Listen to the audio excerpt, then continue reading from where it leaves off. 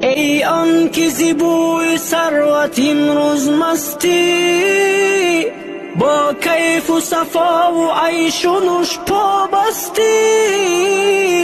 اندیشه نما که روز بنده به شمار، فکری تو غلط که تا قیامت هستی.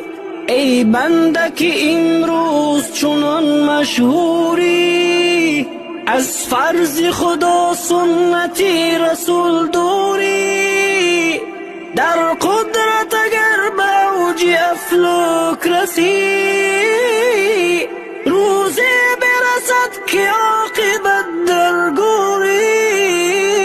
یا رب تو یگانه خالقی ارض و سما، بین مای رحم تا نروم را